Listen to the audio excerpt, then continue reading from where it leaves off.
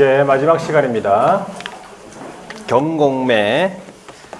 자, 요약집 보시면 212페이지 경공매. 공매 문제는 뭐 잘 안 물어보고, 그죠? 네.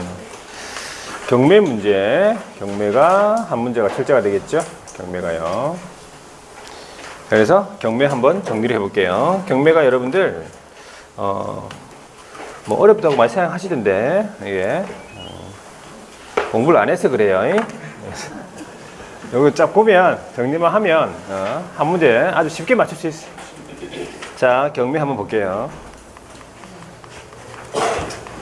자, 경매의 종류가 이제 두 가지가 있는데, 강제경매라고 있어요. 강제경매. 강제경매는 집행권원을 보유한 채권자, 집행권원이라면 강제 집행할 수 있는 권리의 원천 해가지고 판결문 대표적으로 가집행, 선거부 판결문 이런 것들, 판결문, 확정된 지급 명령 같은 이런 판결문을 보유한 채권자가 신청을 하는 거죠. 그래가지고 그 집행 권원에 표시가 되어 있는 이행 청구권을 실현할 목적으로 법원에서 채무자 소유재산, 채무자 일반 재산 말합니다. 환간 매각 대금으로부터 금전 채권의 만족을 얻게 해주는 경매.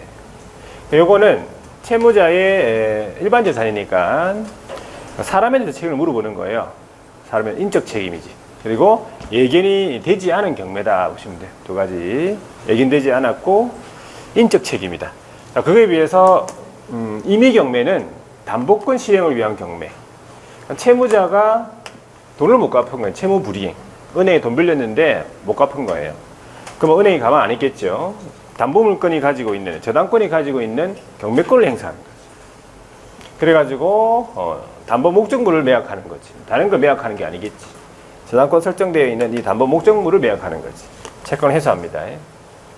그러니까 요거는 물적 책임이겠죠. 요 담보 목적물을 매각하니까. 그러면서 예견이 딱 되어 있죠. 돈을 못 갚으면 경매 넘어간다고. 그래서 예견된 경매. 이런 차이점만 좀 구분하시면 돼요. 자, 그 다음에 이제 권리 분석인데 말소 기준 권리라고 있어요. 매각 부동산 위의 권리 중에서 소멸될 거냐 인수될 거냐를 판단하는 기준이 되는 권리네요.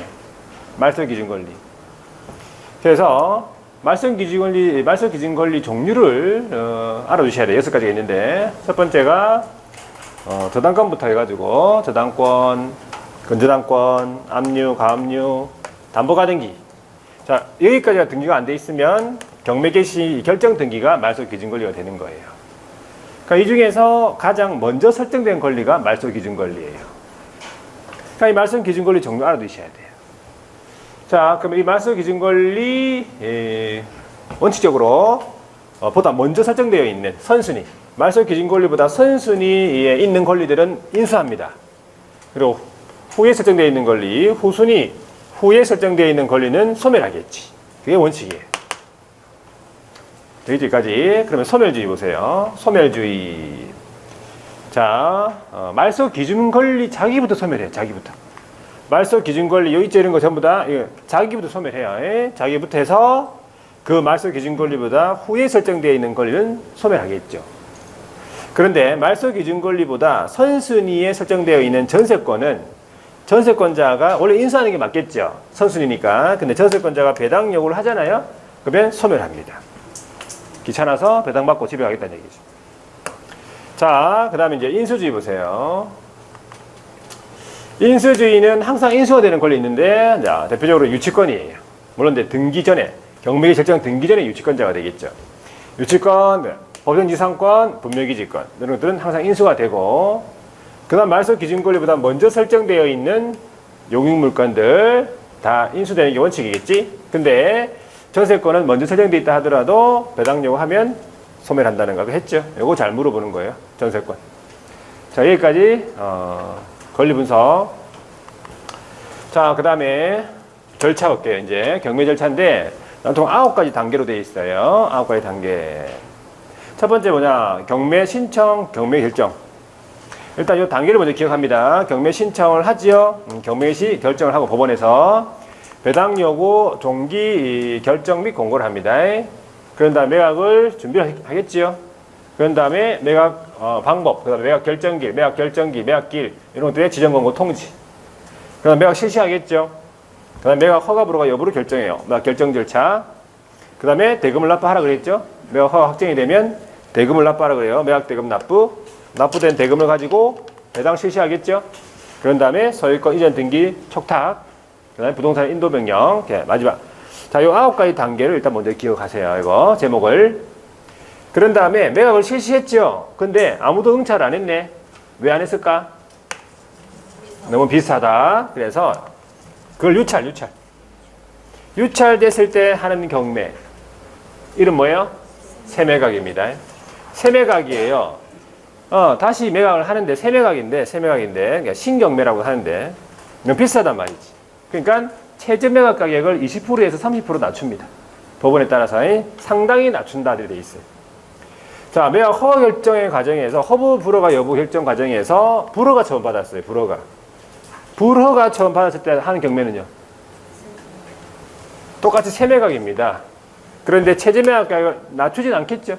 비싼 게 아니니까. 자, 매각 대금 납부 기한까지 납부 안 했네. 납부 안 했을 때, 미납했을 때 하는 경매를 재매각이에요. 이땐 재매각이잖아. 틀리죠, 이름이? 자, 그래서 일단 기본적인 절차를 9가지 기억하고 구체적으로 볼게요, 이제. 잘 따라오셔야 돼요. 자, 첫 번째가 경매 신청, 그에 따른 경매 개시 결정입니다. 경매 신청을 하겠지. 신청서에다가 첨부 서류해서 법원에다가 제출합니다. 자, 근데 이 경매 신청과 관련해 가지고 몇 가지 규정이 있어요. 알아두셔야 돼. 경매 신청에 대한 기각 또는 각하하는 재판에 대해서 즉시 항고할 수 있다고 돼 있어요. 신청에 대한 기각, 각하에 대한 즉시 항고. 제일 간단하게 적은 거예요. 자, 그 다음에 경매 신청을 취하했어. 그러면 압류 명했던 거 그 효력이 압류의 효력이 소멸된다는 얘기죠. 그런데 이제 매수 신고가 있은 뒤, 이 말은 경매가 진행된 거예요. 경매가 진행됐어요. 매수 신고가 있은 뒤에 경매 신청을 취하했단 말이야. 그러면 이런 사람들이 있잖아요. 최고가 매수 신고인. 그 다음에 매수인. 이 최고가 매수 신고인이랑 매수인은 같은 사람이야. 그러니까는 허가 확정이 되면은 자, 그러니까 최고가로 결정됐는데 매각 허가 확정이 되면 그때부터는 매수인으로 불러요. 같은 사람이야. 그 다음에 차순위 매수신고인. 그러니까 이런 사람들이 있는데 이 사람들의 동의가 있어야 그 효력이 발생한다 돼 있어요. 이 사람들이 손해를 보니까 취하를 하게 되면. 자, 그 다음에 이제 경매 개시 결정을 한 부동산에 대하여 이 말은 경매가 진행되죠. 그런데 다른 강제 경매 신청이 들어왔다 이 말이에요. 그러면 이 다른 강제 경매 신청을 각하하는 게 아니다 이 말이에요. 시험 문제 각하해야 한다 틀렸어요. 각하하는 게 아니고 다시 경매 개시 결정을 해. 이 뒤에 거를. 그런데 먼저 경매 개시 결정을 한 절차에 따라서 경매를 진행한다고 돼 있어요. 일단은. 사실 중요한 건 뒤에 거 경매 신청을 각하하는 게 아니다 이 말이에요. 아시겠죠? 경매 신청과 관련되어 있는 내용. 여기까지. 이 정도 알아두셔야 돼요. 자, 그 다음에 이제 경매 개시 결정을 하겠지. 자, 경매 개시 결정. 적합하면은 경매 개시 결정을 합니다. 법원이. 그 경매 개시 결정, 경매 절차 개시하는 결정에는 동시에 압류를 명합니다. 부동산 압류를 명합니다. 자, 그런 다음에 기입 등기 촉탁이라고요. 경매 개시 결정의 사유를 등기상 증명서에 기입해 줄 것을 촉탁 등기로 한다 이 말이지. 그게 기입 등기 촉탁이에요. 그런 다음에 경매 개시 결정문을 송달합니다. 채무자에게. 경매 개시 결정문 정본을 송달을 해요. 송달. 자, 그래가지고 압류의 효력이 언제 발생하는가? 아까 압류를 명한다고 했죠, 여기. 압류는 언제 효력 발생하는가 하니까 송달된 때 있죠, 이거. 송달된 때 또는 등기된 때 있죠, 이거. 등기된 때. 둘 중에서 먼저 된 때 발생한다고. 압류 효력. 아까 압류 명했잖아요. 그 압류 효력이 송달된 때 또는 등기된 때 둘 중에 먼저 된 때 생긴다고요. 압류 효력. 되겠지, 여기까지? 자, 여기까지가 경매 개시 결정. 자, 이제 두 번째 단계 이제 배당 요구 종기 결정. 배당 요구의 종기 결정 및 공고로서 배당 요구의 종기 결정은 압류의 효력이 생긴 때로부터 일주일 이내 아까 압류 효력은 언제 생긴다 했어요? 압류 효력은 송달된 때 또는 등기된 때 둘 중에 먼저 된 때. 압류 효력이 생긴 때로부터 일주일 이내라는 거지. 배당요구 종기 결정. 그럼 배당요구 종기는 1000매각기일 이전의 날로 정한다는 거예요. 두 가지만 해도 지금 두 가지밖에 없어요. 여기서. 그 다음에 공고를 한다 이 말이지. 그런데 배당요구 종기까지 배당요구 하지 않으면 어떤 불이익이 있느냐. 첫 번째가 선순위 채권자라도 배당 절차, 경매 절차에서 배당을 못 받는다 이 말이야. 선순위라도. 그리고 자기보다 후순위 채권자로서 배당받은 자를 상대로 해서 부당이득 반환 안 된다 이 말이지. 그럼 배당요구 종기까지 배당요구를 해라 이 뜻이에요. 여기까지 되겠죠 일단. 여기까지 배당요구 종기 결정 두 번째요. 자, 세 번째는 뭐라고요? 세 번째? 한 남았네. 배당요구. 자, 배당요구를 했잖아요. 그럼 배당요구를 요구했다 매수인이 인수에 대한 부담이 바뀌지. 배당요구를 하면 인수 안 하고 배당요구를 안 하면 인수하기 그런 내용이잖아요. 그러니까 배당요구에 따라서 매수인이 인수해야 하는 부담이 막 바뀌는데, 자, 배당요구 한 채권자가 배당요구 종기가 끝났죠. 그러면 이를 철회하지 못한단 말은 나는 배당요구를 안 하는 걸로 하겠다 이렇게 못한다 이 말이에요. 아시겠죠? 이거 따라 두셔야 돼요. 자, 이제 매각 준비 5가지 단계인데, 매각 준비 첫 번째가 현황조사. 현황조사는 누가 합니까? 현황조사는 집행관이 하겠지. 집행관이 현상, 점유관계, 차임 보증금의 액수 같은 거 부동산의 현상을 조사합니다. 현황조사. 자, 그 다음에 평가는 누가 하느냐. 그러니까 감정인이 하겠지. 감정평가사가 평가하고 그 평가된 금액을 기초로 어떻게 법원에서 최저 매각 가격을 결정합니다. 최저 매각 가격. 자, 그런 다음에 이제 법원에서 어떻게 매물서 이제 감정할 거 됐죠? 자, 그다음에 매물서를 작성해서 비치하네, 그죠? 매각물건 명세서 작성 비치. 보통 매각기일을 일주일 전까지 비치합니다. 뭐랑 같이 비치하겠어? 아까 현황조사 보고서하고 감정평가서 사본하고 같이 비치합니다. 매각기일 일주일 전까지. 자, 그 다음에 이제 네 번째 단계가 공모소에 대한 최고죠. 공모소. 공가를 주관하는 공모소에 대한 최고. 채권의 유무라든지 그 원인, 그 다음에 액수 같은 거, 원금이자, 비용, 부대채권, 배당용 종기까지 법원에 신고하도록 최고하죠. 이해관계한테도 마찬가지. 이해관계에 대한 채권 신고 최고. 똑같습니다. 그래서 요 5번까지 이 5단계가 매각 준비입니다. 매각 준비. 준비 다 됐죠? 그러면 이제 뭘 하느냐 하면 매각 방법 등의 지정 공고 통지. 매각 방법은 3개 중에 한 가지 법원이 정합니다. 호가 경매, 기일 입차, 기간 입차. 3개 중에 한 가지. 이것도 다 물어봐요. 그 다음 매각기일하고 매각 결정기일. 자, 매각기일, 매각 결정기일. 오타 났네, 여기. 오타. 그쵸?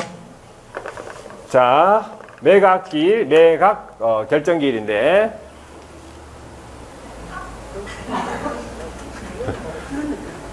누구야? 매가.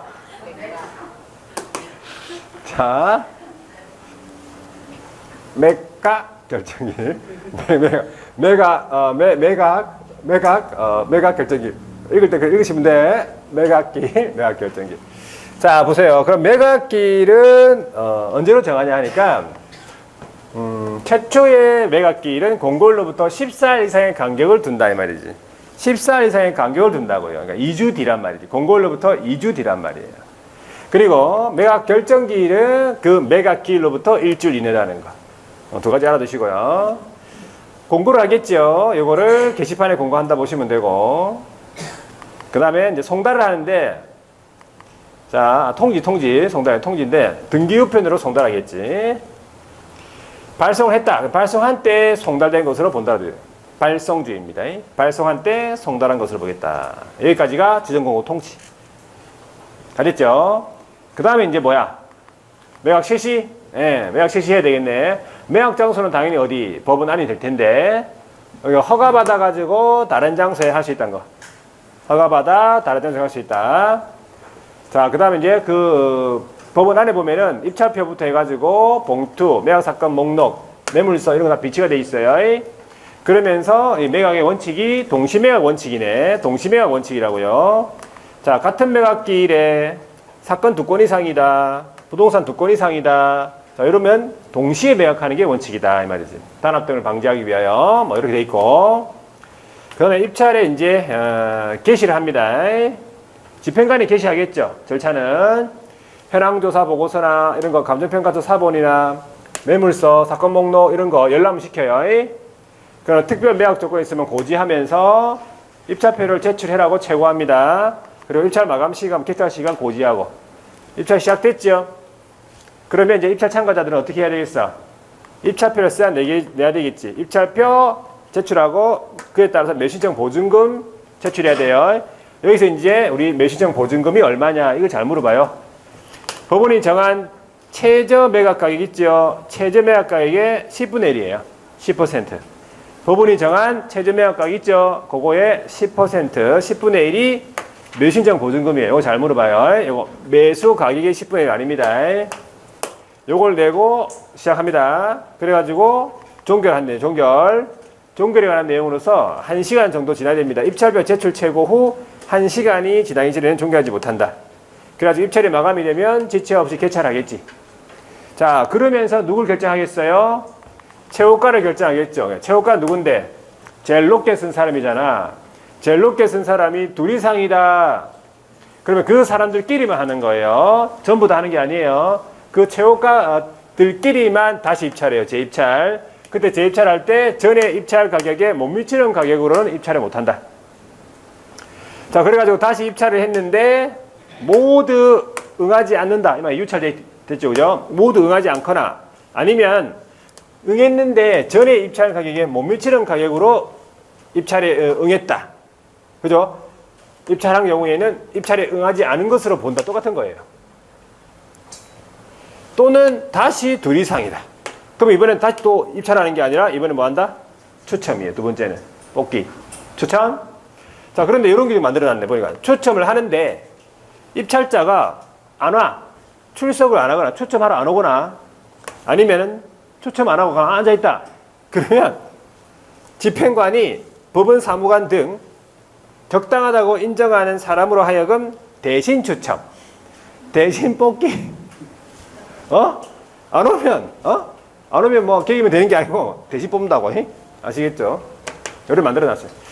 자, 이제 최고가가 결정이 됐네. 그러면 두 번째 누구? 차순위 매수신고. 이 차순위 매수신고인은 두 번째로 높게 쓴 사람입니까? 아닙니다. 두 번째 사람이 아니에요. 두 번째 사람이 아니야. 그럼 차순위는 누구냐? 자, 차순위 신고라고 하는 것은 매각기일이 마칠 때까지요. 집행관에게, 이제 이 차순위가 집행관에게 최고가가 대금 지급 기한까지 대금을 납부하지 아니하면 이 차순위 한 신고, 자기 신고를 허가해 달라고 하는 신고가 차순위입니다. 그러니까 쉽게 하면 최고가가 돈을 다 안 냈잖아요. 그럼 내 신고를 허가해 달라고 이렇게 하는 신고가 차순위라고요. 그러면 아무나 할 수 있느냐? 못해요. 누가 할 수 있냐? 보세요. 이거 잘 물어보잖아. 그 차순위 매수 신고인의 신고액이, 차순위의 신고액이 최고가 매수 신고액에서 그 보증액, 최초에 냈던 거 10% 있죠? 그걸 빼고 넘는 금액만, 넘는 때만 할 수 있어요. 최고가 매수 신고액에서 그 보증액을 뺀 금액을 넘는 때만 할 수 있어요. 넘는 사람이 많을 수도 있고 한 명도 없을 수도 있어요. 맞죠? 무조건 두 번째가 아닙니다. 이거 잘 기억하세요. 자, 그래가지고 이제 2 이상이다. 차순위 매수 신고한 사람이 2 이상이다. 그러면 그 중에서 어떤 사람? 높은 사람이지 뭐. 그 중에서 매수 가격이 높은 사람이지. 근데 같은 경우에는 가격이 같다 그러면 바로 추첨 들어가요. 차순위. 자, 그럼 최고가하고 차순위 결정됐죠? 그럼 어떻게? 종결 고지합니다. 이 두 사람 이름 불러요. 최고가하고 차순위 두 사람 성명하고 가격 부른 다음에 입찰 종결 고지한다. 끝. 자, 그러면 이제 마지막에 보증금 반환이라고 있는데 최고가하고 차순위는 제외한, 최고가하고 차순위 제외한 나머지 입찰 참가자, 매수 신고인들은 집에 가야 되는데 매수의 책임을 벗게 되죠. 집에 가야 되는데 그냥 갈 수 없다. 최초에 냈던 매수신청 보증금 있죠? 요거 돌려주고 신청해가지고 받아가 집어가야 돼. 그러니까는 최고가하고 차순위 빼고 나머지 사람들은 이때 집어가는 거예요. 아시겠죠? 자, 그 다음에 이제 매각 실시 다 결정이 됐고 이제 매각 결정 절차네, 그죠? 허가 불허가 여부 결정인데 매각 기일하고 허브 결정에 대해서 매각 허가 불허가에 대한 즉시 항고를 할 수가 있어요. 지연되겠지. 자, 매각 허브 결정 선고일로부터 일주일 이내. 그냥 하는 게 아니라 지연되기 때문에 항고 공탁금 내야 돼요. 매각 대금은 10분의 1. 금전 또는 유가증권. 매각 대금은 10분의 1. 최저 매각 가격이 아니라는 거지. 그래가지고 지연되기 때문에 채무자, 소유자가 한 항고가 기각됐다. 제일 많이 하겠지. 뭐 채무자, 소유자 지연시키기 위해서. 그러면 이 사람들이 한 항고가 기각됐으면 항공탁금 돌려받지 못한다는 얘기예요. 반환 청구 안 되고 배당 재단에 편입된다. 배당한 데 쓴다 이 말이겠지. 같이 쓴다 이 말이에요. 그리고 채무자, 소유자 이외의 자가 한 항고가 기각됐다. 그러면 항고일로부터 항고 기각 결정일까지의 매각 대금에 대한 법정이자 그 이율이 연 100분의 12% 공제하고 나머지 돌려준다 이 말이지. 자, 그 다음에 이제 대금 납부입니다. 7번째네. 매각하고 확정이 됐지요. 그럼 이제 대금 납부하라 그래요. 대금 지급 기한을 정해줍니다. 매수인하고 차순위 매수신고인에게 대금 지급 기한을 정해주고 차순위가 매수인이 언제든지 자 납부하면 된다 이 말이지. 대금 지급 기한이 기일이 아니에요. 기한.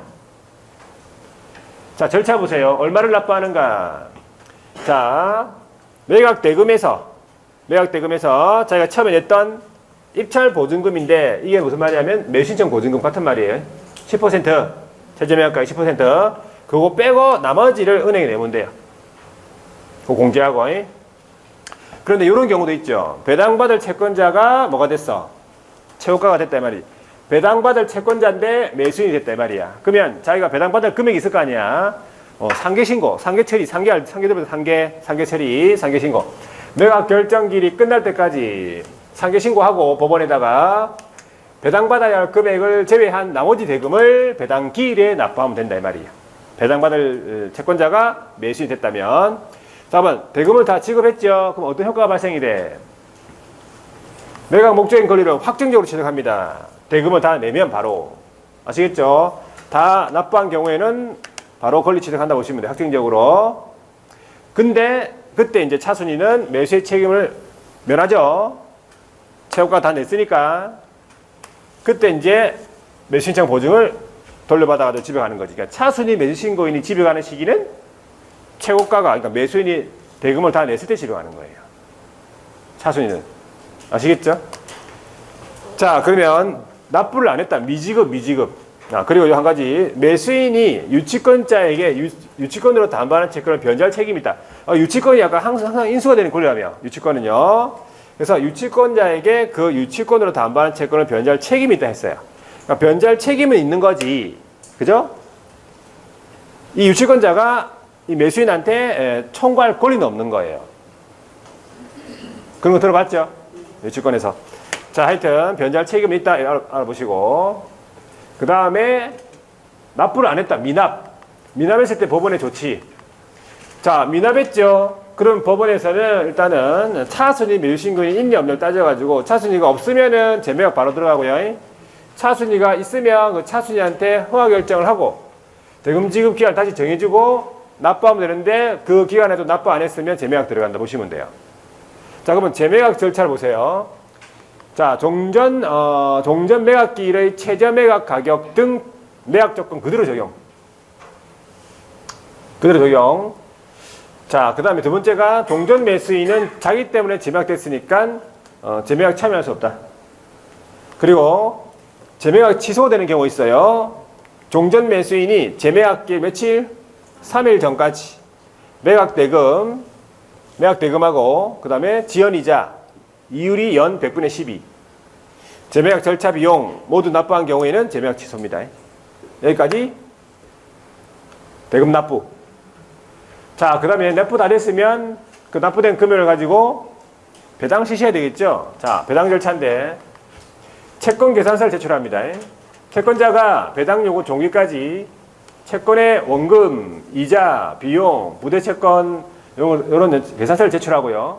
제출 안 했다면 배당 요구서, 기타 기록에 첨부된 자료를 활용해서 채권을 계산하고, 미제출한 채권자가 배당 요구 종료가 지났으면 더 이상 채권액을 보충할 수 없다. 더 받을 채권이 있는데 보충할 수 없다는 거지. 자, 그다음 배당표 작성 확정인데 미리 배당표를 만들어 놔요. 원안을 이해관계인하고 배당 요구 채권자에게 열람시키고 의견 듣고 조사하고 추가 정정한 다음에 배당표를 확정한다 보시면 돼요. 그 다음에 이제 배당 순위에 따라 배당하는데, 배당 순위를 보세요. 배당 순위, 배당받을 배당 채권인데 영순위가 있어요. 영순위 아까 뭐라 했어요? 경매 비용, 그 다음에 그 저당 부동산을 취득한 제3취득자의 필요비, 유익비 같은 비용상환 청구권이에요. 영순위로서 같이 봤죠. 영순위. 그 다음에 1순위는요 아까 소액임차 보증금의 우선 면제권이겠지. 소액임차 보증금 일정액. 1순위 뭐랑 같이 받아요? 근로자의 3개월분 임금채권, 3년치 퇴직금채권, 재보상금 채권과 1순위예요. 그 다음에 2순위가 당해세였죠. 경매 부동산에 직접 부과된 국세지방세. 요거는 법정기를 원래 따지지 않고 2순위입니다. 당해세이기 때문에. 그런데 이제 여기 아까 개정되면서 확정일자부 임차인을 보호해주기 위해 확정일자부 임차인의 보증금 채권하고 이 확정일자하고 이 국세지방세 당해세의 법정기일을 따져가지고 확정일자가 빠르면 그 당해세 세금만큼만 임차인이 먼저 받아간다 이 말이에요. 요게 이제 양보하는 그런 의미로 되어 있어요. 양보하겠다. 확정일자부 임차인한테 국가가 양보해주겠다 이런 말이지. 그래서 확정일자부 임차보증금 채권과 법정기일을 비교해서 확정일자부 확정일자가 더 빠르면 법정기일보다 빠르면 확정일자 임차인이 당해서 세금만큼만 먼저 받아간다 이 말이죠. 자, 그 다음에 0, 1, 2를 외웠죠. 그 다음에 이제 해야 되는 게 뭐냐면 4순위. 그 다음에 해야 되는 게 4순위를 봐야 돼요. 기준순위. 이 4순위가 뭐냐면 담보물권 같은 저당권이에요. 그리고 임차보증금 채권, 확정일자부 임차인. 이게 기준순위예요. 4순위. 얘가 4순위고 이 4순위보다 빠른 국세지방세가 3순위로 가는 거예요. 위에. 이 법정기일이 이 담보물권 임차보증금 채권보다 빠른 국세지방세가 3순위고, 그러면 이 4순위보다 늦은 당해세 이외의 국세지방세가 6순위로 가는 거예요. 6순위. 그 다음에 중간에 5가 여기 끼어있죠. 자, 이 5순위는 뭐니까 하니까 5순위는 위에서 못 받아간 3개월분 빼고 나머지 임금채권, 그게 일반 임금채권이라고 그래요. 일반 임금채권 5순위예요. 이렇게 외우고, 그 다음에 7, 8은 따로 외워야 돼요. 7순위는 세금 아니고 공과금, 국민연금. 8순위는 확정일자부 없는 일반 채권, 8순위. 이런 식으로 외워야 돼요. 0, 1, 2 먼저 외우고, 그 다음에 4순위. 4순위보다 빠른 국세지방세 3순위. 4순위보다 늦은 국세지방세 6순위. 중간에 5순위는 위에서 못 받아간 일반 임금채권. 그럼 7, 8 따로 외우고, 7은 공과금, 8은 일반 채권. 이렇게 해가지고 0순위부터 8순위까지 9단계를 외우셔야 돼. 자, 그 다음에 마지막이죠. 9번째 소유권 이전 등기 촉탁 부동산 인도 명령. 자, 매수인 명의로의 소유권 이전 등기. 매수인이 인수하지 아니하는 부담의 말소 등기, 촉탁 등기로 합니다. 그리고 부동산의 인도 명령.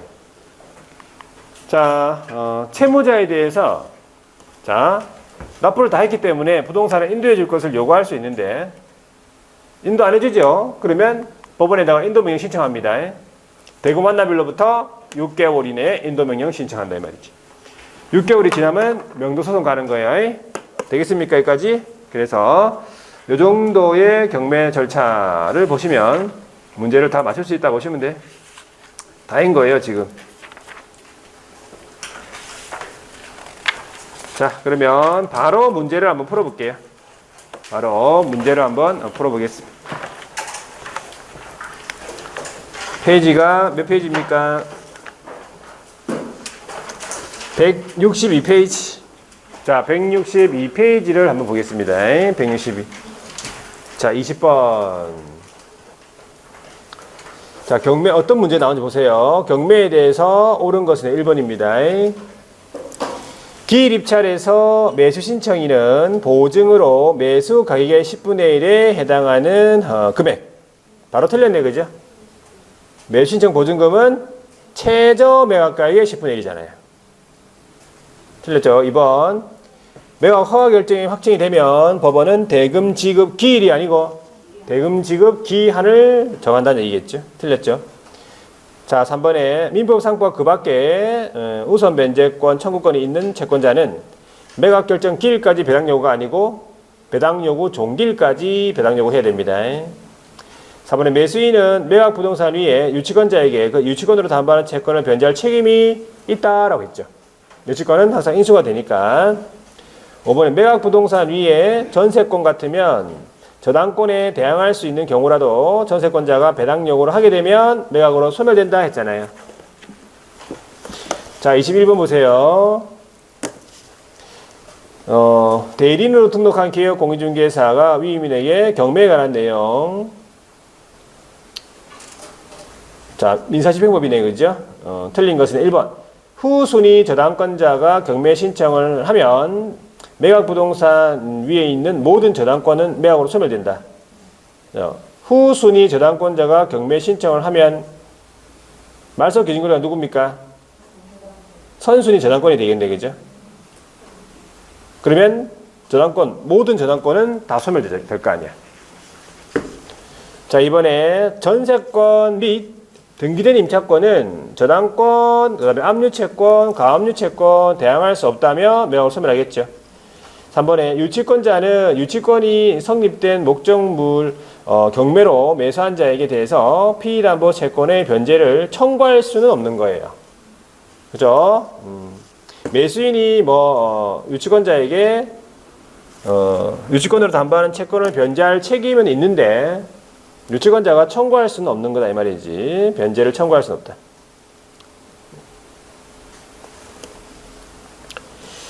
틀린 말이네, 그죠? 얘가 틀렸어요. 자, 4번에 최선순위 전세권은 그 전세권자가 배당 요구를 하기도 못한다고요. 매각으로 소멸된다.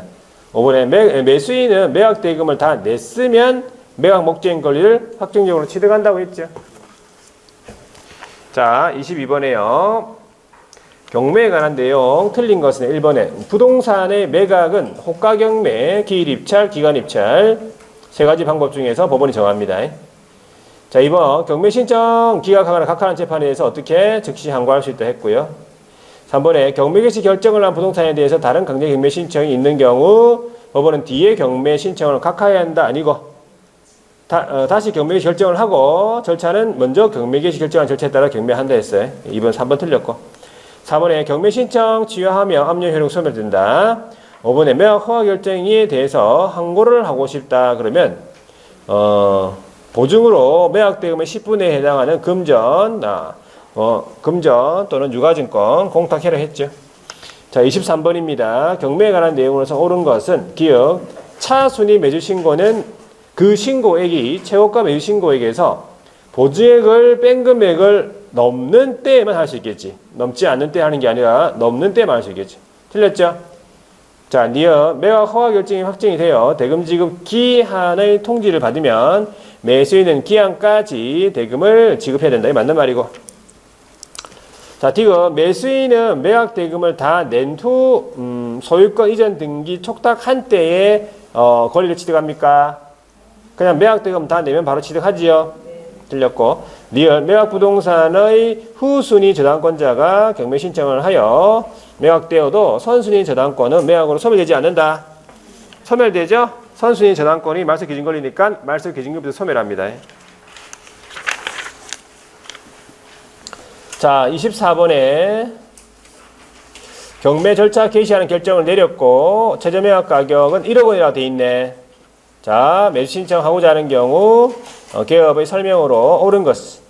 1번에 갑이 1억 2천만 원의 매수 신청을 하려는 경우에 법원에서 달리 정함이 없으면 1,200만 원을 보증 금액으로 제공해야 된다.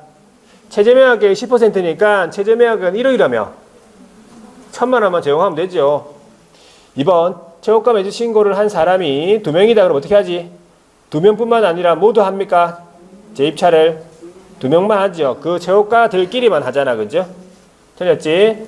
3번에 갑이 다른 사람과 동일한 금액으로 최고가 매수 신고를 해요. 다시 입찰하는 경우에 전에 입찰 가격에 못 미치는 가격으로 입찰에 참여할 수 없다 했잖아. 틀렸고 4번에 1억 5천만 원의 최고가 매수 신고인이 있는 경우 법원에서 보증 금액을 달리 정하지 않았다면 갑이 차순위 매수 신고를 하기 위해서는 신고액이 얼마가 넘어야 돼? 1억 4천. 그래서 1억 5천에다가 아까 1,000만 원 빼야 될 거 아니야. 최저매각의 10% 1억 4천 넘어야 돼. 맞는 말이죠. 5번에 갑이 차순위 매수 신고인인 경우에 매각기일이 종결되면 즉시 매수신청 보증을 돌려줄 것을 신청할 수 있느냐? 차순위가 언제 집에 가는가 그 말이야. 차순위 언제 집에 가? 그렇죠. 최고가가 그러니까 매수인이 대금을 다 완납했을 때 그때 매수의 책임을 벗게 되면서 그때 보증금을 돌려받는 거예요. 그때 집에 가는 거라고. 아시겠죠? 자, 25번 보세요. 자, 매수신청 대리 이건 매수신청 경매입니까? 경매 틀린 것은 1번. 매수인은 매각 대상 부동산의 경매기지 결정에 기입 등기 마쳐진 후 유치권을 취득한 자. 그러니까 등기 이후 경매기지 결정 등기 이후에 유치권자네. 그럼 그 유치권으로 담보하는 채권을 변제할 책임이 이건 없는 거예요. 등기 이후에 유치권자잖아. 에? 자, 없다 해야 돼요. 틀렸어. 2번 보세요. 차순위 매수 신고는 또 나왔죠. 그 신고액이 최고가 매수 신고액에서 보증액을 뺀 금액을 넘는 때만 할 수 있다. 자, 그 다음에 3번에요. 매수인은 매각 대금을 다 낸 때 매각 목적인 권리를 취득한다. 4번 재매각 기일에서 전 매수인은 매수 신청할 수 없고 매수 신청 보증금 돌려줄 것을 요구하지 못한다. 배당 재단에 편입됩니다. 이것도. 자, 5번에 후순위 저당권자가 경매 신청을 하였더라도 매각 부동산 위의 모든 저당권은 매각으로 소멸하겠죠. 자, 됐습니다. 여기까지가 경매입니까? 자, 이제 마지막이에요. 매수신청 대리인 등록규칙. 221페이지입니까? 자, 이 매수신청 대리인 등록규칙은 중개업하고 뭐 그 내용에 좀 비슷한 부분이 있어요. 그래서 틀린 부분을 잘 체크하시고, 자, 한 문제가 나옵니다. 한번 볼게요. 자, 보시면 돼요. 칠판 보시면 돼요. 매수신청 대리인 등록규칙 해가지고 첫 번째 물어보는 게 대리권 범위예요. 그러니까 경매 당일날 무슨 일을 할 수 있는가 뭐 이런 거죠. 대리권 범위에 속하는 거. 이걸 반드시 물어봐. 단독으로 물어본 적도 있고 낮게 신문으로 들어갑니다. 경매 당일날 위임인이 이제 대리인이 하는 일. 매수신청 보증의 제공 첫 번째. 매수신청 보증의 제공 얼마 제공하랬어? 최저매각가액의 10%를 제공하고 시작하잖아요. 그 다음에 입찰표를 작성 제출해야 되겠죠. 그런 다음에 경매를 진행한다. 그런 다음에 최고가 매수신고는 안 됐지만 차순위 매수신고인이 지위다. 그러면 그 차순위 매수신고를 할 수 있어요. 그리고 최고가도 안 되고 차순위도 안 됐죠. 그럼 어떻게 해야 돼? 집에 가야 되잖아요. 그냥 갈 수 없지. 뭐 받아가야 돼? 매수신청 보증을 돌려줄 것을 신청하느니 보증은 받아가야 될 거 아니에요. 처음에 냈던 거 10%. 자, 그 다음에 이제 위임인이 공유자다 그러면 최고가와 같은 가격으로 최고가에 앞서가지고 공유자의 우선 매수 신고할 수 있어요. 자, 위임인이 임차인이다 이 말이야. 임대주택이 경매 넘어왔을 때 그 임대주택에 살고 있는 임차인이다 그러면 최고가와 같은 가격으로 최고가와 앞서가지고 임차인의 우선 매수 신고할 수 있어요. 자, 그럼 반대로 위임인이 최고가가 됐는데 다른 사람의 공유자 또는 임차인의 우선 매수 신고에 따라 그러면 자동적으로 이 최고가가 차순위로 밀려요. 자동적으로. 그러면 차순위 신고인으로 보게 되는 경우에 그 차순위 지위를 포기하는 거지. 포기하고 집에 가는 거예요. 되겠습니까? 요 7가지밖에 못한다 이 말이야. 7가지.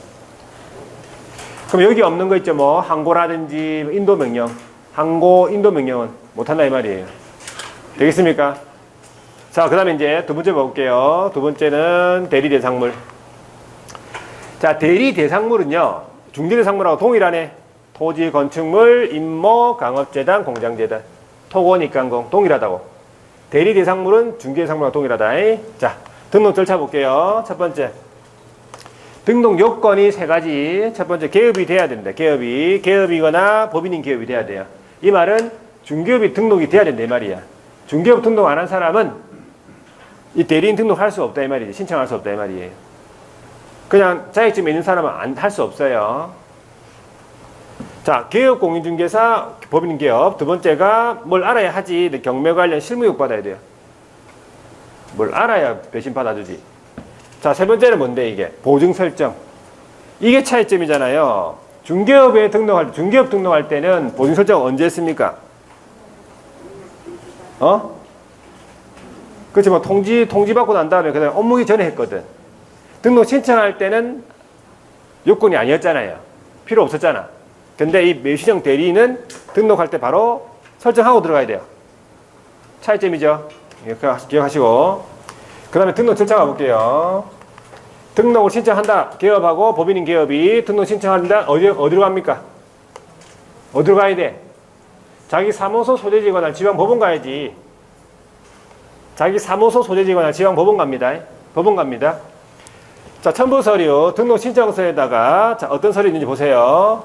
자격증부터 갑니다. 자격증 4번부터 해서 법인의 등기상 증명서, 법인은 등기상 증명서, 등록증, 중개사무소 등록증 4번, 그 다음에 실무교육 수료증 4번, 여권형 사진 2매, 보증 설정하고 들어갔잖아. 보증 설정 증명 서류.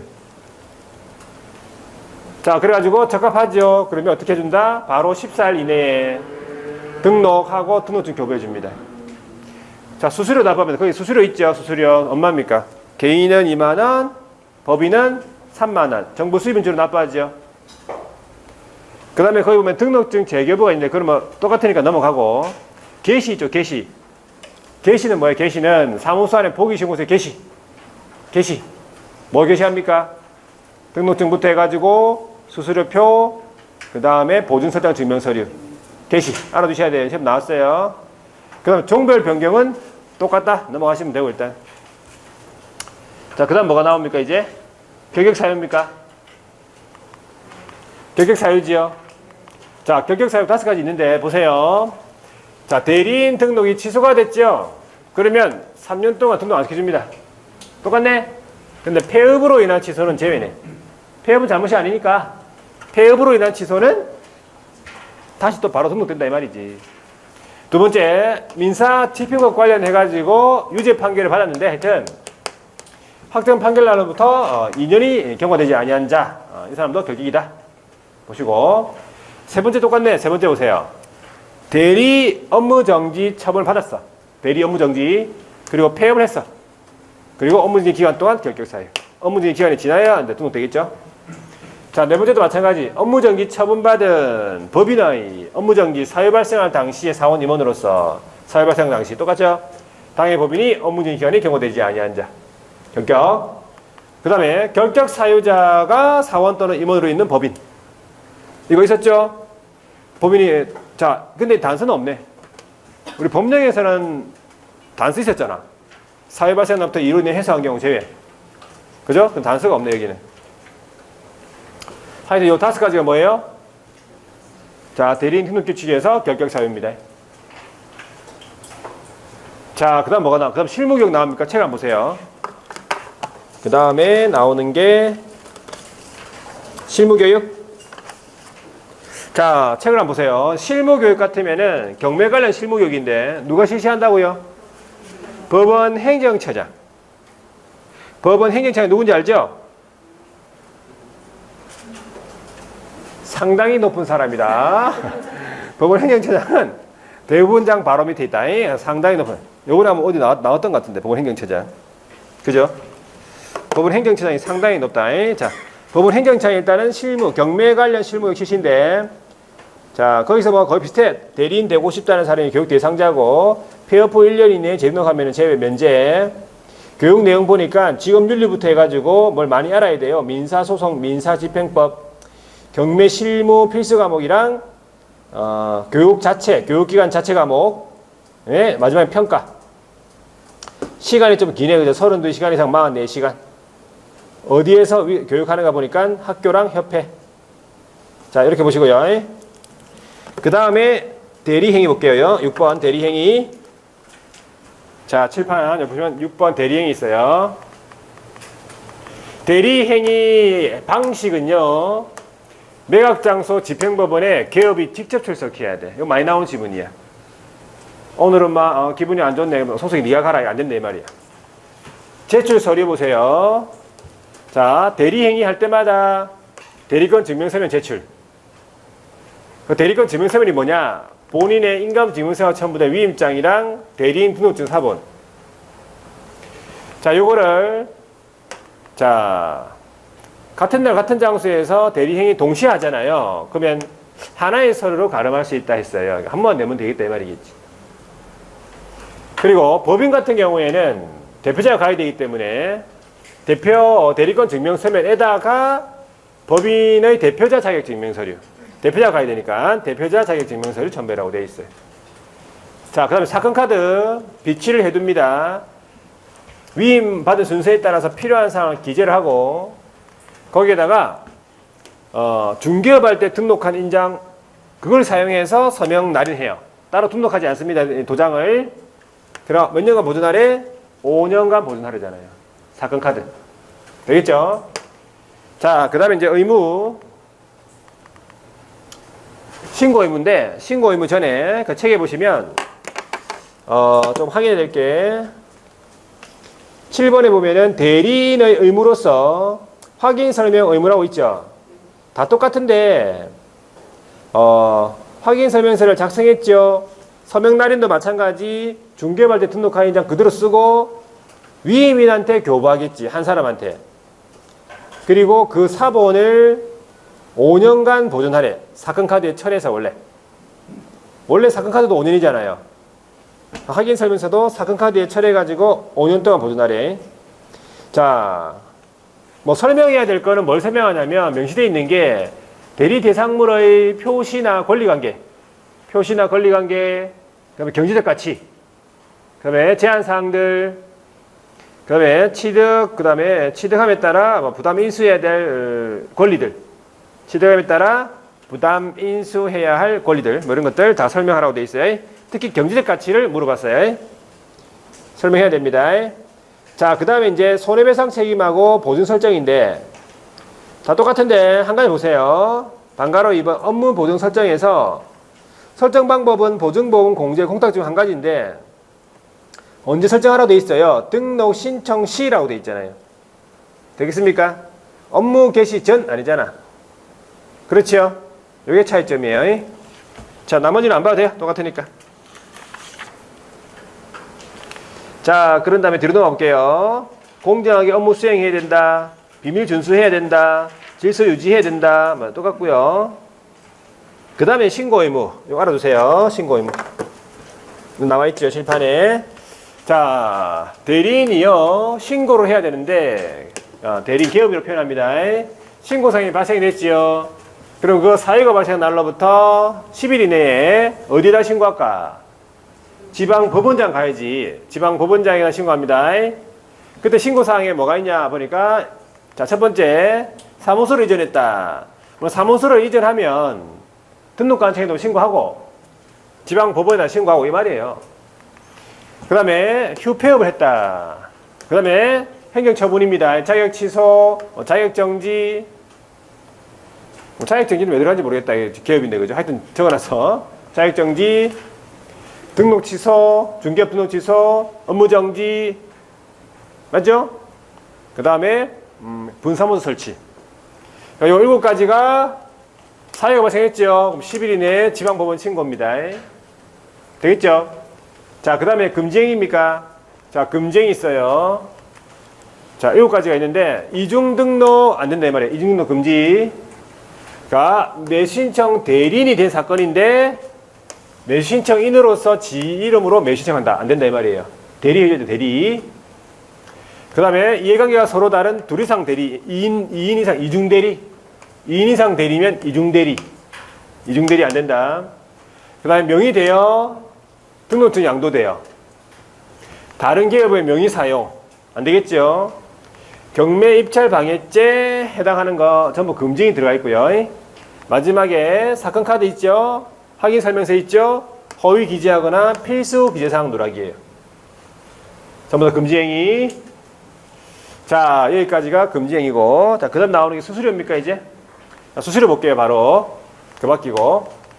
자, 수수료는 기업이 대리 업무에 관해서 위임으로부터 소정의 보수, 소정의 수수료를 받는데 예규에서 정한 범위 안에서 받아야 되겠죠, 당연히.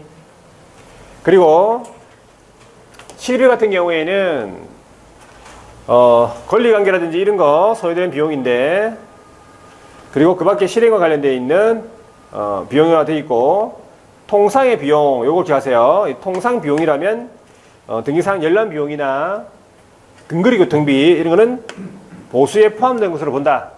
청구하지 못한다. 그래 보시면 되고.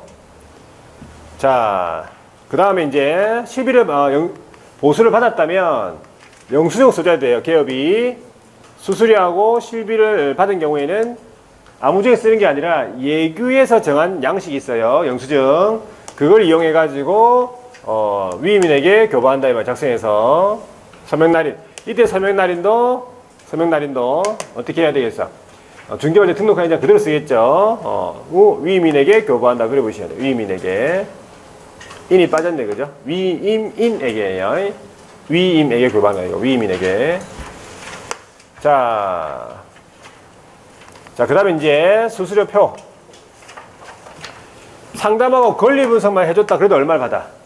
50 받습니다. 합의 결정합니다. 자, 이때 주의사항으로서 자, 4개 부동산 이상 일괄 매각이다. 그러면 3개를 초과하는 것부터 한 부동산당 5만원 상한선 증액합니다. 3개까지는 50만원이고, 그 다음부터 하나씩 5만원 플러스다 보시면 되고, 자, 개별 매각의 여러 물건 함께 분석이다. 그러면 한 부동산당 5만원 상한선 증액한다. 그래 보시면 돼요. 한 부동산당 5만원. 자, 그다음 이제 최고가가 이제 대리수수료로서 최고가가 됐다. 이 말은 매수인이 됐다. 이 말이야.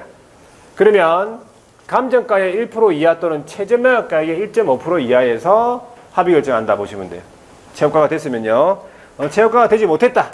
그래도 얼마를 받습니까? 50만원 범위에서 합의 결정한다 돼 있어요.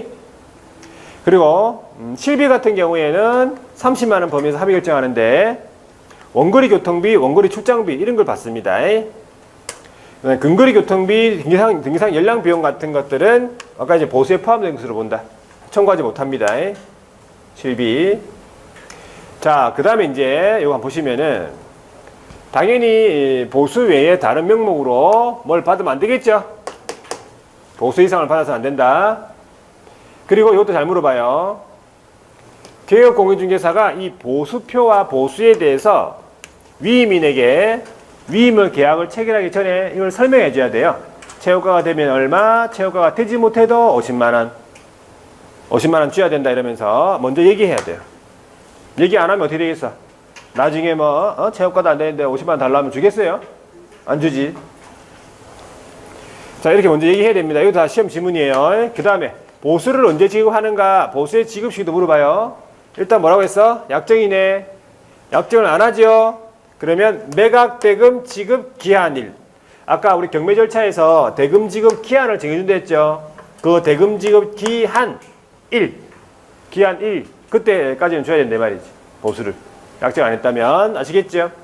자, 이제 마지막이네. 지도 감독에 관한 내용으로서 보세요. 3가지 정도 있겠네. 자, 업무 정지 기간은 1월 이상 2년 이하네. 1월 이상 2년 이하. 이것도 물어봐요. 1월 이상 2년 이하입니다.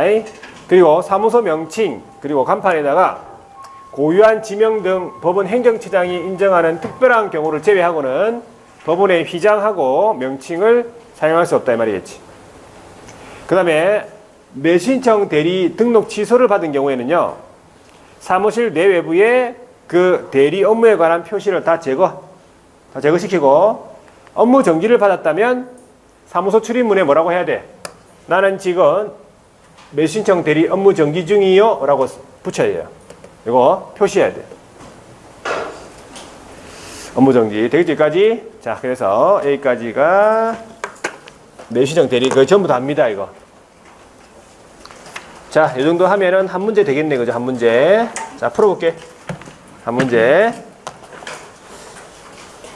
자, 25번. 165. 그렇지요? 잘했는지 확인하는 거예요. 몇 번? 26번. 26번. 자, 26번에 보니까 대리인으로 등록한 기업 을에게 경매대상 부동산에 대한 대리 위임을 했다. 이 말이겠네. 그죠? 틀린 것은 1번. 보수의 지급시기. 방금 나왔죠? 보수의 지급시기에 관하여 갑을의 약정이 없다면 언제라고요? 매각 대금 지급 기한 일 그대로 나오잖아요. 이걸 외우고 있어야 돼. 에이? 자, 2번. 을은 차순위 몇인 거 알 수 있다. 이거 대리권 범위잖아요. 대리권 범위에 차순위 몇인 거 들어갑니까? 들어가죠.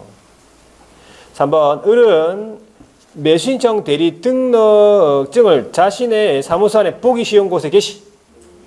맞잖아요. 등록증 게시.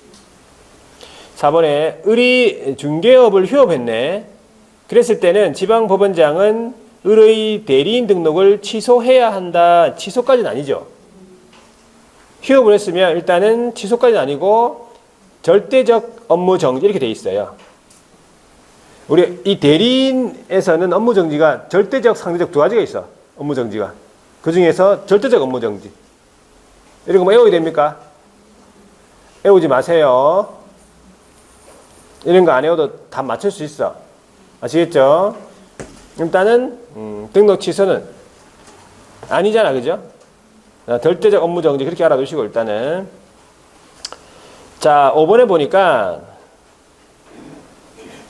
자, 을은 매수신청 대리 사건 카드에 중개업 할 때 중개행위에 사용하기 위하여 등록한 인장을 사용하여 서명 날인해야 된다. 이거 확실하죠? 그러니까 4번이 이제 잘 모르겠죠? 이게 맞는지 안 맞는지. 나머지 다 맞잖아. 나머지 보기가 다 맞죠? 그 4번 틀린 거지. 그렇게 하시면 돼. 아시겠죠? 자, 그 다음에 27번 보세요. 매수신청 대리 등록 규칙입니다. 옳은 것은 1번. 중개사무소 개설 등록을 하지 않은 공인중개사라도 대리인으로 등록할 수 있다? 없지. 요건으로서 개업이거나 법인인 개업이 돼야 되잖아. 2번. 매수신청 대리인으로 등록한 개업공인중개사는 매수신청 대리 행위함에 있어서 매각장소 지방법원에 직접 출석. 답을 얘기했네 제가. 직접 출석하려잖아요.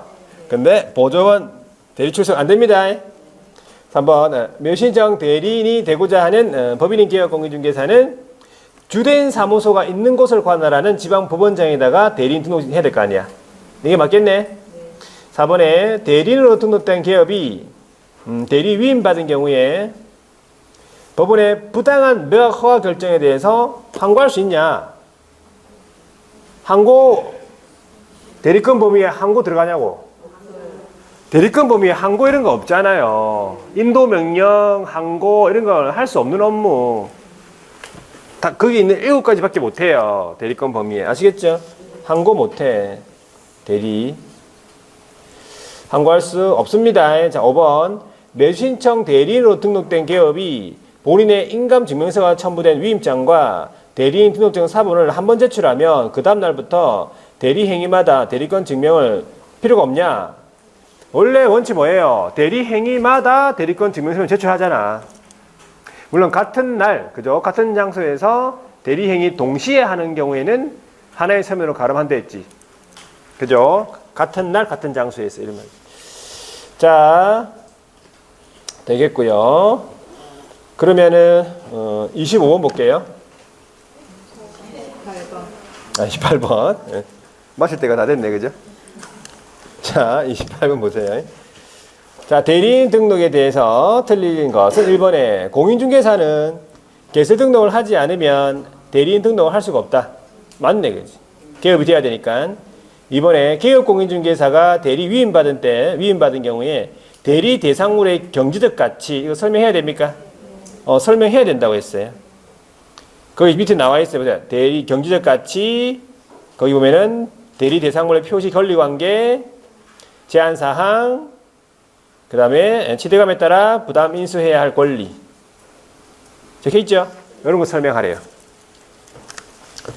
자, 답은 2번이고 3번 해보세요. 기업은 대리에 관한 보수표와 보수에 대해서 위임인에게 위임 계약 전에 설명 있었죠?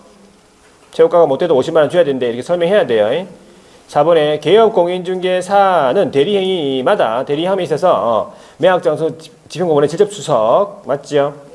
자, 5번에 개업 공인중개사가 매수신청 대리 업무정지 처분을 받을 때에는 업무정지 사실을 갖다가 사무소 출입문에 표시하랬잖아. 자, 29번 보세요. 자, 매수신청 대리인으로 등록했는데 옳은 것은 돼 있네, 그죠? 기업. 자, 갑은 광업재단에 대한 매수신청 대리 할 수 있다. 대리 대상물은 토건입가공이잖아. 니은 갑은 갑의 중개사무소 개설 등록이 취소가 된 경우에는 시도지사는 대리인 등록 취소? 지방법원장이겠죠? 시도지사가 왜 나와 거기서? 일단 중개사무소 등록 취소가 되면은 지방법원장이 대리인 등록 취소입니다. 자, 디귿 폐업 신고로 갑의 대리인 등록이 취소가 된 경우에는 3년이 지나지 아니하면 갑은 등록할 수 없다 했네. 이거 틀렸네. 폐업으로 인한 취소는 제외. 잘못이 아니니까 3년이 안 지나도 바로 등록됩니다. 답은 1번. 자, 30번 해보세요. 대리인으로 등록했는데 틀린 것은 1번. 갑이 대리 위임받은 경우에 차순위 매수신고 할 수 있습니까? 대리권 범위에 들어가잖아. 2번. 갑은 대리권 범위에 해당하는 대리행위 할 때 매각장소 집행법원에 직접 출석. 3번. 대리 보수 지급 시기는 약정이 없을 때에는 매각대금 지급 기한 1 그대로 나왔죠. 4번. 갑이 사무소 이전을 한 경우에는 그 이전한 날로부터 10일 이내에 지방법원장에다가 신고하도록 돼 있어요. 5번. 갑이 대리 업무정지 처분을 받는 기간, 업무정지 받을 수 있는 기간은 1월 이상 2년 이하. 1월 이상 2년 이하라고. 그렇죠? 자, 31번입니다. 자, 대리 위임인 을에게 틀린 것은 설명하는 틀린 것이네, 그죠? 개업공의 갑이 1번에 갑의 매수신고액이 차순이고 최고가 매수신고액에서 그 보증액을 뺀 금액을 넘는 때에만 차수 매수신고를 할 수 있다. 맞네, 그지? 자, 이번에요. 갑은 을을 대리하여 입찰표 작성 제출할 수 있다. 대리권 범위 물어봤죠? 3번. 갑의 입찰로 을이 최고가 매수신고인이나 차수 매수신고인이 되지 않은 경우 갑은 매수신청 보증을 돌려줄 것을 신청할 수 있다. 이것도 대리권 범위 들어가잖아. 이거 받아가야 되니까. 자, 4번에 을의 갑에 대한 보수의 지급 시기는 약정이 없으면 매각 허가 결정일이 아니고 언제라고요? 매각 대금 지급 기한이라 했잖아. 외워야지 이거는 이제. 틀렸죠? 5번에 갑은 기일 입찰의 방법에 의하 매각 기일의 매수신청 대리 행위할 때 매각장소 집행법원에 직접 출석. 계속 나오는 지문이잖아요. 끝났네? 자, 이렇게 해서 5, 6월 달에 기출문제입니다. 이거 기출문제 다 풀어봤죠? 네. 기출문제를 풀어보니까 어떻습니까? 풀만하죠? 풀만합니다. 기출문제는 여러분들 아주 중요한 문제들이고 풀어보니까 계속 반복되잖아요. 문제들이, 지문들이. 결과적으로 여러분들 시험에서도 앞에 기출문제를 보고 또 출제하기 때문에 똑같은 지문들이 또 나올 수도 있어요. 나오잖아요. 그죠? 냈던 거. 그래서 이 기출문제를 여러분들 또 회차별로 있죠. 제공된 거 있죠. 회차별로 되어 있는 것도 풀어가지고 다 100점씩 맞고 또 풀어가 또 100점 맞고 계속 유지해야 돼. 상태를 알고 있는 상태를 유지해야 돼요. 알고 있는 상태를 그게 시험장까지 가져가야 돼. 한번 이제 순식간에 잊어버립니다. 고개 한번 흔들면 바로 잊어버려요. 아시겠죠? 고개도 크게 흔들지 말고 크게 웃지도 말고. 아시겠죠? 자, 하여튼 여기까지 하고 다음 주에는 수업이 일단 없습니까? 중개사법 수업은 없어요. 중개사법 수업은 없고 뭐 민법 같은 거 있습니까?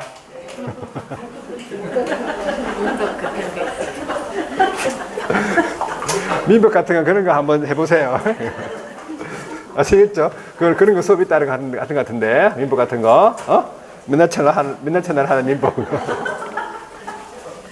자, 민법을 잘해야 돼. 그래 합격이지 뭐. 아시겠죠? 자, 여기까지 하고 그럼 2주 있다가 또 배워야 되겠네. 2주 있다가 2주 있다가는 예상 문제집을 들고 오셔야 돼. 이거 예상 문제집 들고 오셔야 돼. 이거 들고 오면 안 돼. 색깔 똑같아요. 똑같은 거니까 잘 들고 오셔야 돼. 어저께 아랫띠가 월요일 날 포항에서 책을 잘못 들고 왔어요. 이거 들고 와야 되는데 기출 문제를 이거 들고 와야 되는데 뭘 들고 와야 되니까 기초서. 기초서이지 기초서. 11월달 12월달에 하는 기초서가 있어. 기초인문서. 똑같으니까 그걸 들고 왔더라고 학생이. 이게 여기 잘 앞에 있는 학생이 포항에서. 무슨 말이냐면 잘 들고 오시라고. 개인 기출 문제 들고 와가지고 또 빌리지 말고 막. 아시겠죠? 적어 놓으세요. 확실하게 적어 놓으세요. 거기다가 위에다 표시 잘 안 나요. 표시가 똑같아가지고. 자, 여기까지 하고. 자, 2주 동안 또 열심히 하시고. 모의고사 친구 모의고사. 모레 치고 모레. 잘 치시고. 1번 찍고 넘어가세요. 2번 찍고 넘어가고. 모르는 것을 물어보고. 아시겠죠? 자, 여기까지 하고. 2주 있다가 뵙도록 하겠습니다. 그리고 요약집 들고 오셔야 돼. 2주. 같이 들고 오세요. 요약집하고, 예상 문제집하고. 자, 여기까지 하고 2주 있다가 뵙겠습니다. 수고 많이 하셨습니다.